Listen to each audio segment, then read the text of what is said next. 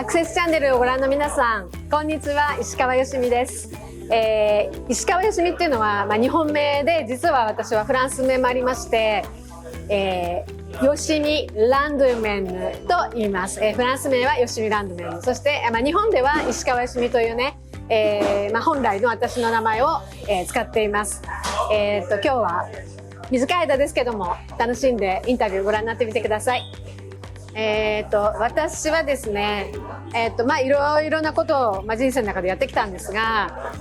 サクッというのは、シェフブーランジェ、パン職人ですね。であり、また、メゾンランドメンヌっていう、日本にも実は4店舗あるんですけども、フランスに今18店舗、そして日本に4店舗あるメゾンランドメンヌと、あともう一つセカンドブランドでランド&モンキーズというのがあります。100% フランスとベースのお店なんですが、そちらの、オーナーを務めています。そして、パン職人として、30年今キャリアがあります。パンを作っている。最近というか、これも30年近くやってるんだけど、アーティストとしての活動もやってまして、50歳を過ぎてから、本格的に、アーティスト側の、アクティビティも随分増やしてきて、今絵を描いたりとか、あといろんな企業さんのご依頼で、コンテンツを作ったりとか、そういうこともやっていて、なのでサクッとまとめると、パン屋さんのオーナーであり、あとパン職人であり、アーティストでもあります。私もともとは3歳から25歳まで音楽の仕事をしてまして、いわゆるミュージックスクールの講師をしてたんですね。ラッキーなことに、2回結婚をさせていただいていて、その初めの結婚の時に発酵と出会いました。お漬物が発酵している、そういうお家に嫁がせていただいて、発酵っていうものに触れる機会があったんですね。発酵ってどうやって発酵してるんだろうっていうところから、発酵って思っていた矢先にパン教室が生徒募集してたんですよ。そのパンの学校に入学してパンを勉強始めたっていうところがパンに入ったきっかけですね。それが25歳の時でした。パン教室を作ったきっかけは、パンの学校に入って約3年間、パン作りの基礎っていうのを勉強して、で3年経った時にこれ私今の知識を活かせないかなっていうふうに若かった私は思ったんですね。で、子供もいましたし、家庭でお家でできる何かお教室みたいなのを開こうと思って、まずはその月の1コマから、教室を始めました。子供と一緒に作れるパン教室みたいな。だから子供たちはビデオを見たりおもちゃで遊んだりして、お母さんたちはパンを作って最後一緒に食べるっていう、そういうコンセプトのパン教室を作ったところ、インスタもなかったし、そういうSNS ってなかった時代ですから、口コミで広がって、であっという間に1ヶ月のコマが全部埋まってしまい、じゃあってことで2個目を作った時にパン屋さんも併設して、その時に初めてそのパン屋のオーナーっていうのに、なったわけですね。本当30歳前後ですね。はい。パン教室を続けながらですね、どんどん事業は拡大して大きくなり、パン屋さんも併設したりして、なかなか私が家庭と仕事の両立っていうのが非常に取れなくなってしまって、で、精神的にも悩んだりとか、そういう経緯があったんですけども、で残念ながらその初めの、結婚はダメになり、そこで終わりを迎えてしまうんですね。でそこで、人生を切り返すじゃないけど、そう考えた時に全部一旦やめてね、教室とかも、どんどん大きくなってたんだけども一回やめて、で、初心に戻り、またパン屋さんで働き始めたんですね。で私は広島で大きくなりまして、で、広島でいわゆるハード系が有名なパン屋さんで私はどうしても働きたくって、そこの門を叩き、働かせていただくことになり、で、そこのオーナーさんというのが時代珍しくフランスでセアペっていうんですけど、その資格を取ってで故郷に帰ってお店を始めた方で、フランスで生活した経験のある人で、フランスのパンも知ってる方だったんですよね。シェフが「いや吉見さんね、この仕事を一生の職業にしたいならば、一度やはりフランスに行って本場のパンと本物の粉を、フランスの粉を触ってみるべきだよ」と、それを毎日繰り返しやはり言われたわけですよ。で私は、だんだんその言葉に洗脳されて、やっぱりいつかフランスに行って本場のパンを見なきゃいけない、いつかフランスに行って本場の粉を触らなきゃいけないと、思うようになって、で1年後その短期の予定で3ヶ月の予定になってるんですけれども、フランスに来ました。2002年にフランスに来た時は3ヶ月だけの予定だったので、とりあえずその片言だけ分かるぐらいのフランス語は勉強してきたつもりだったんだけれども、来てみるとやはり全然もうお話にならなくて、で、それからしばらくフランスにいて、でその間なんだろうな、お店を見たりとか、なんとなく過ごす予定だったんだけど、だんだん欲が出てきてしまって、こう研修できるパン屋さんがないかなというので、探したんですね。たら、16区に、ぜひ来てほしいって言っていただけたパン屋さんがあったので、そちらの方で研修がスタートしました。そこから本格的にやっぱフランスでの生活が始まってきたわけですね。でフランス語はというと本当に余裕がなかった、お金も時間もなかったから、とりあえず現場で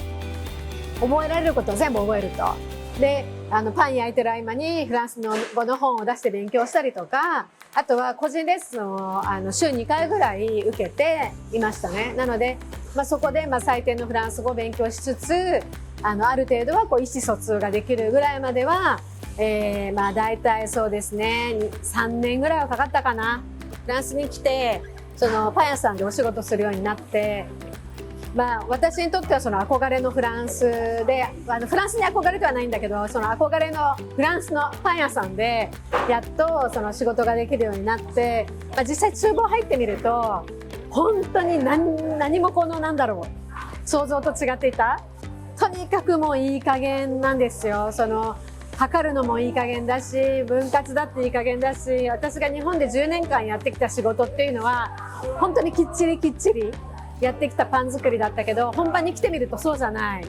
本当に私の目にはいい加減に映ってしまって、そのギャップに苦しみました、初めね。だけどある日そのオーナーが私のところに来て、肩をポンポンって叩いて、吉宮のね、いいパンは目と手と心で作るんだよって言われたんですよ。でその何が日本と一番違うかっていうと、例えばお米に例えて言うとですね、私たち日本人がお米を炊くときに米のグラム数測りますか？水の量を測りますか？で、目盛りはあるからね、そうやってコップで測って目盛りまでお水入れますよね。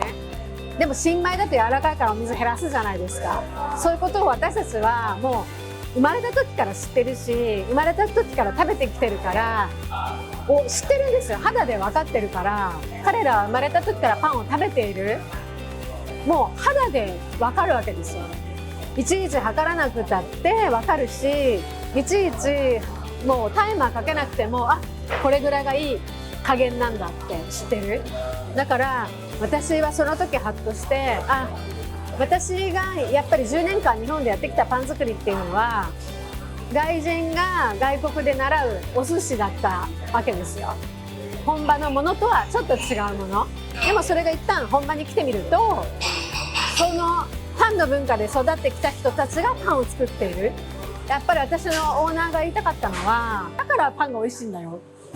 君みたいにやってると美味しいパン作れない。形は似てるかもしれないけど、それは魂ではない。そう言われた時に私はなんか腑に落ちて、なるほど、彼らはいい加減だったんじゃなくて、いい加減を知っている、もう体で知ってたんだなっていうことに気づかされたんですね。で不思議なことに、そこに気づいた日からは私のやっぱりパンに対する姿勢とかパン作りに対する考え方がやっぱり180度変わったと思います。でそのおかげがあって、私は今例えば日本に行って日本の粉を使って日本の水で粉を練ってもフランスのパンが作れるようになったんですね。だから大事なのはそこじゃないんですよ。大事なのはそこじゃなくて、それはやっぱりエスプリだったりとか考え方だったりとか魂だったりとか、くるっとまとめると食文化っていうものなんですよね。私のマイルールというか、私の座右の銘っていうとちょっと違うんだけど、私はね、決して諦めないっていうのが私の中の、マイルールで、なんでそうなのかっていうとね、やっぱり若い時にすごくすごい頑張りすぎた私がいて、いろんなことをやって、本当にこ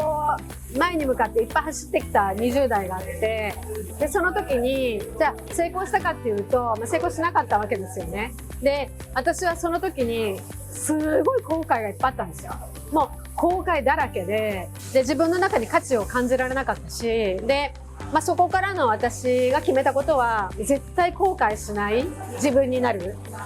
言い換えると、何か自分の目の前に何か起きた時には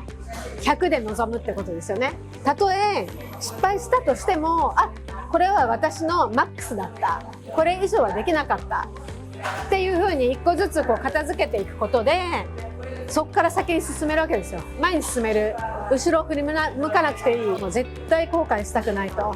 後悔しないような日々を送る、瞬間瞬間を送っていく。